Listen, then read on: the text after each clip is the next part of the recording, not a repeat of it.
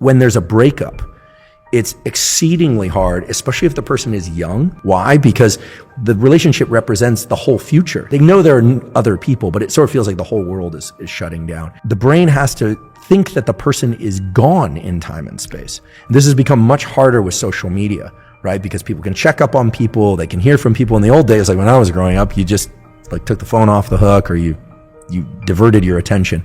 Now we are constantly renewing that the person is still there. And so love and the loss of love and the death grief are virtually identical. It's that motivational state. And this is why it's so hard to not reach out to somebody that you really miss and want back.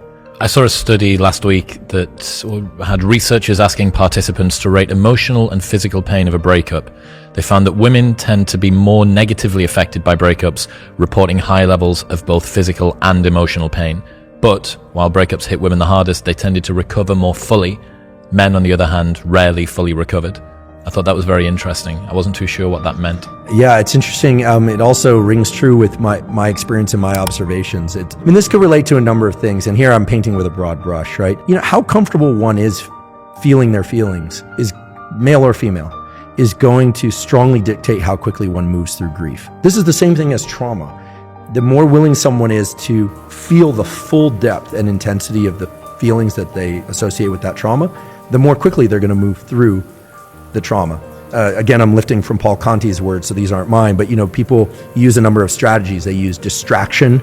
They use states like, they sublimate to things like anger and avoidance of various kinds in order to not feel the traumatic feelings or not feel the breakup. People will, try and self-soothe with alcohol, or try and self-soothe with multiple new partners, or whatever it happens to be. It doesn't work. It just extends it, because this map of space, time, and closeness needs to be fractured. And the only way to do that is for the brain to have to confront the reality, which is that by breakup, they are no longer available. It's like the food on the other side of that wall is gone. It's just not there anymore. Or that the food that was accessible, now there's a wall in between, and you will not get through it. And you can see this actually in animal studies that are kind of hard. They're actually very hard to watch. You'll see the animal perseverate, literally damage its own body trying to get through a barrier to something it's highly motivated to see. People do that post-breakup. They usually do that by talking to everybody about the breakup, which is its own form of perseverating on the motivation. What did I do? What did I do wrong? This and that. And some of that analysis is healthy, some of it's not.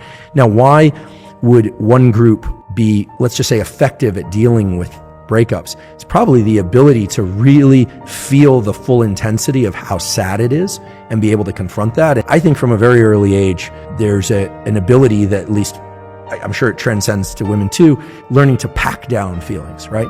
And so when are we really talking about when we're talking about pack down feelings? I'm not a psychologist, but what we learn is top-down control, forebrain to autonomic control. It's the same thing like, I don't want to jump off the high dive, or I don't want to do this public speaking, but I'm just going to force myself. I'm going to David Goggins it, right? Grief is an autonomic state. We say it has valence, it has negative valence, but it's high levels of autonomic arousal with a negative connotation, because you can be high levels of autonomic arousal with happiness, right? You can be very alert and aroused and happy, very alert and aroused and sad. It's very alert and aroused and sad, and yet we learn how to tamp that down. What is tamping down? It's reducing our heart rate. It's going to work each day, being a functional human being. There's a lot of that, rather than allowing ourselves to, sob uncontrollably into a pillow. Some people are better at this. The late Steve Jobs was a big proponent of scream therapies. He used to go up into the hills behind Stanford. He actually still owns a property back there. He was really into, catharsis, cathartic release of internal state that he felt would allow him to return as a happier, nicer person. He was also kind of well known for screaming at people in the office. So he obviously had a lot pent up inside. So I think the better that we can lean into the emotional states that we fear the most, but in a controlled way where we're not harming ourselves or other people, the better.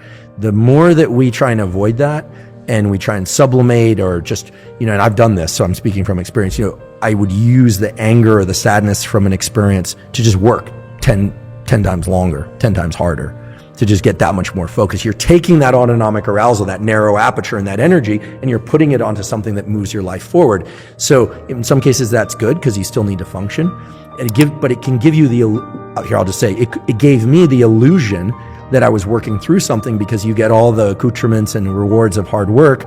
But what you don't do is remap that space-time closeness map. And then I guarantee you find yourself 5 or 10 years later wondering why you're so exhausted or why certain things in life aren't going well. And it's because when they say you haven't dealt with the loss, you never actually allowed yourself to feel the feelings. But once you do, it's like a valve, it releases.